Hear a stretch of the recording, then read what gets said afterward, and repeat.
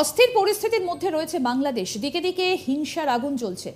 বাংলাদেশের হাসিনা সরকারের গোপন কুঠুরি, আয়নাঘরের অন্ধকার অত্যাচারের হার হিম কাহিনীর কথা শোনাবো আপনাদের। সেখানে যারা যারা বন্দী ছিলেন, কেন তাদের সেখানে নিয়ে যাওয়া হয়েছিল, কেমন ছিল আয়নাঘর, কি চলতো তার ভেতরে, তারপর কেমন অত্যাচার করা হতো, শুনুন তাদেরই মুখ থেকে। সেলিম হোসেন আয়নাঘরের বন্দী, কি বলছেন শুনবো। ওই রুমের ভিতরে আপনার অনেক লেখা, ওয়ালের মধ্যে খোদাই করে লিখছে। আমার মনে হচ্ছে যে এখানে কত লোককে যে রাখা হয়েছে এটা অনুভব করার মতো না। এক একজনের লেখার হাতের স্টাইল এক এক রকম। আমাকে ডিজিএফআই ধরে নিয়ে আসছে, আমাকে ডিজিএফআই অ্যারেস্ট করছিল বাড়ি থেকে, এরকম অনেক লেখা। আর অনেকে আবার নাম্বার লিখে রাখছে যে যদি সম্ভব হয় আমার পরিবারকে কেউ বললেন যে আমাকে যেন খোঁজ করে, আমাকে সরকার এখানে এইভাবে বন্দি করে রাখছে। প্রাক্তন সেনাকর্তা হোসেনুর রহমান ওই আয়নাঘরের বন্দী ছিলেন, কি বলছেন তিনি, তার কি অভিজ্ঞতা শুনবো। আমার নাম লেফটেন্যান্ট কর্নেল মোহাম্মদ হাসিনুর রহমান, বীর প্রতীক। সেনাবাহিনীতে 28 বছর চাকরি করেছিলাম, তারপর বরখাস্ত। আমি যেহেতু আগে চাকরি করছি ঢাকা শহরে, মিলিটারি পুলিশের অফিস অফিসার ছিলাম আর্মি এমপি ইউনিটের, তা আমি এলাকাটা চিনে ফেলি, স্থানটাও চিনে ফেলি। যে নতুন যে কমপ্লেক্স গুম হাউজের, সেটা হলো পাঁচটা করে রুম, প্রতি 5টা রুমের সাথে একটা করে বাথরুম। যেই পাশে আমি ছিলাম, অর্থাৎ পশ্চিম পাশের 5টা রুমের সাথে যেই বাথরুম, সে বাথরুমে 2টা প্যান আছে, একটা লো প্যান, একটা হাই কমোড। আমি হাই কমোডের উপরে উঠে একজস্ট ফ্যান দিয়ে বাইরে তাকাই, আমি দেখতে পাই পুরান বিল্ডিং, এবং আমি চিনতে পারি মোটামুটি এর এলাকাটা কোনটা। এটা হলো সম্পূর্ণ কমপ্লেক্সটা হলো উত্তরে 14তলা বিল্ডিং, দক্ষিণে মেস বি, তার মাঝখানে হলো একটা মাঠ, মাঠের মাঝখানে এর ঠিক পূর্ব পাশে হলো লগরিয়া হেডকোয়ার্টার, স্টেশন হেডকোয়ার্টার, এনসির অফিস। পশ্চিম পাশে হলো এমটি শেড, ডিজিএফআই এর এমটি শেড, এবং উত্তর পূর্ব কোণে হলো ডিজিএফআই এর মসজিদ। এই গুম হাউসটার ছদ্ম নাম হলো আয়নাঘর। আয়নাঘরের বন্দী শেখ মোহাম্মদ সেলিম হোসেন আর কি বলছেন শুনবো। আর ফ্যান বন্ধ করলে আপনাকে আরেকটা জিনিস বলি, অনেক লোকের কান্নার শব্দ আসে, কিন্তু ওইটা ফ্যান ছাড়া থাকা অবস্থায় বোঝা যায় না। ফ্যানটা বন্ধ করলে কান্নার শব্দ শুনতে পাই। আর যখন টয়লেটে নিয়ে যায় তখনও ওনাদের কান্নার শব্দ শোনা যায় না। কারণ হলো ওই সময় আপনার ফ্যান বাইরে আপনার রুম থেকে যখন আমাদেরকে বের করতো চোখ বেঁধে, ওইখানের শব্দটা আরো বিকট হইতো। ভাবুন, শব্দ যাতে বাইরে না যায় তার জন্য বড় বড় নাকি ফ্যান লাগানো ছিল। আরো একবার শোনাই আয়নাঘরের বন্দী হাসিনুর রহমান কি বলছেন এই বিষয়ে। কোনো কিছু যাতে শোনা না যায় এবং ভিতরে কোনো শব্দটা বাইরে না যায়, এটা বড় একজস্ট ফ্যান ইউজ করে, খুব বড় বড়। যেমন ওই প্রতি 5টা রুমের সাথেই 2টা একজস্ট ফ্যান, অর্থাৎ ওই 10টা রুমের সাথে 4টা একজস্ট ফ্যান, যাতে কোনো শব্দ ভিতর থেকে বাইরে না যায়, বাইরের শব্দ ভিতর থেকে ভিতরে না আসে। ভেতরের ঘরে নাকি কোনো জায়গা নেই, কি বলছেন শেখ মোহাম্মদ সেলিম হোসেন, শুনুন। ওই রুমটা আপনার খুব ভিতরের জায়গাটা সম্ভবত 10 ফিট স্কোয়ার হবে, খুব উঁচা। আর রুমে আপনার কোনো জানালা নাই, একটাই দরজা, আপনার একটা গ্রিলের দরজা আর একটা কাঠের দরজা, একটা এক্সজস্ট ফ্যান আছে উপরে, আর উপরে একটা মাত্র লাইট ছিল একেবারে উপরে ছাদের মধ্যে।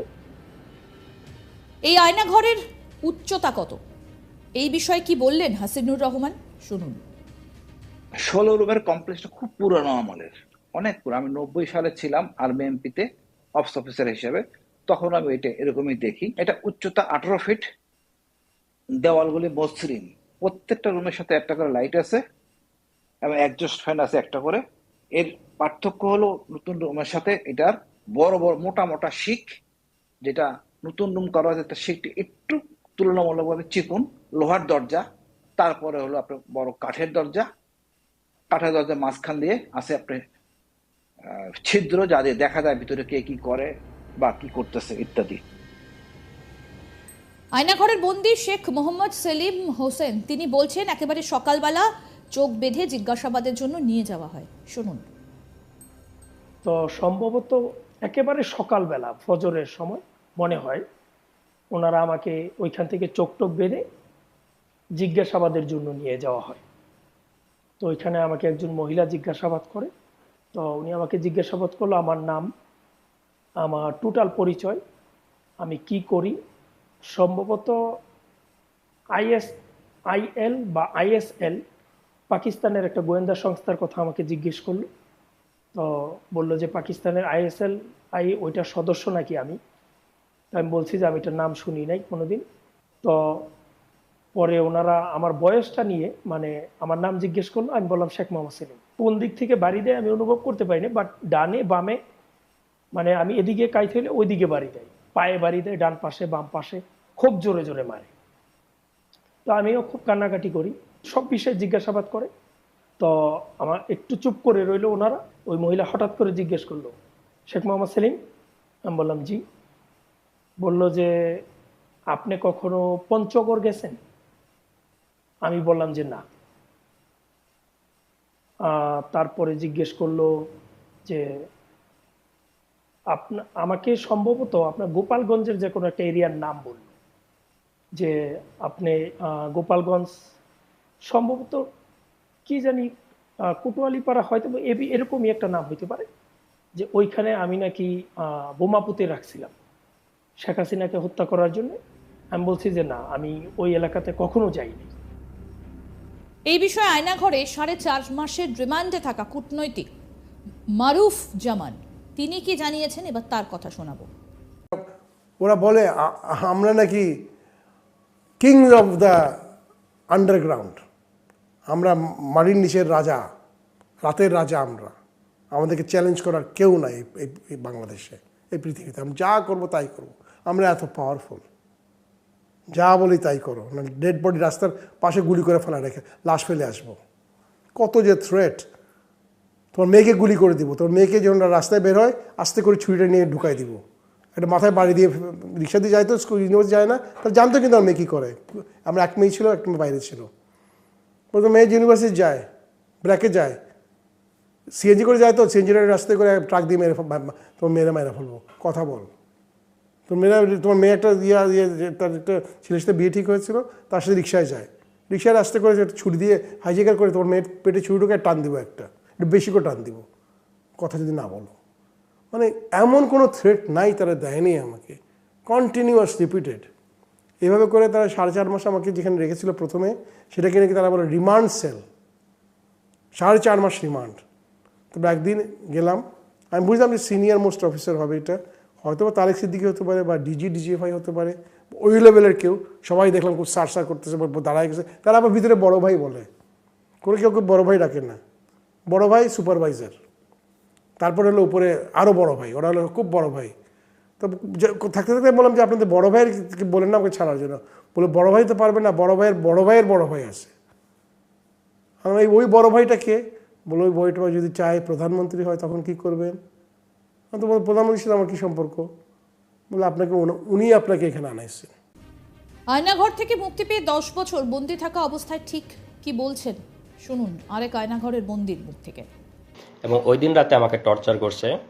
তো টর্চারটা এরকম, রাতের বেলা আমি বলি আসলে, ওই দিন রাতে আমাকে চোখ বেঁধে ওদের আবার রুমে নিয়ে যায়। মানে দিনে চোখ খোলা ছিল, রাতের বেলা চোখ বাঁধা অবস্থায় আবার রুমে নিয়ে যায়। রুমে নিয়ে গিয়ে আমার এভাবে 2 হাতটা এরকম বাঁধে, এখানে হাত বাঁধে, আমার 2 পা বাঁধে, 2 পা এবং 2 হাত বাঁধে। আমার এই হাতের মধ্যে দিয়ে এই দিক দিয়ে একটা বাঁশ মতো ঢুকাই, আমি তো চোখ বাঁধা দেখতে পাচ্ছি না, বাঁশ মতো এরকম আড়াআড়ি ঢুকাই দেয়। এবং আমার পায়ের উপরে এখানেও আড়াআড়ি একটা বাঁশ মতো রেখে দেয়। তো 2টা বাঁশ, আমার পায়ের 2 পায়ের উপর আড়াআড়ি একটা, আমার হাতের উপর আড়াআড়ি একটা। আর এই 2 বাঁশের উপরে, মানে এই বাঁশের উপরে 2-4 জন, ওই বাঁশের উপরে 2-4 জন এরকম দাঁড়ায়, মানে রুটি বলার মতো, যেরকম মানে আমরা যেরকম বেলন দিয়ে রুটি বলি, এইরকম একদম চাপ দিয়ে এরকম বলতেছে। আমি তো চিল্লাই করছি। যখন চিল্লাচ্ছি তখন আমার মুখের মধ্যে গামছা গুঁজে দিছে, যাতে মানে চিৎকার বাইরে না যায়। আমার মুখের মধ্যে চিল্লাচ্ছি, পরে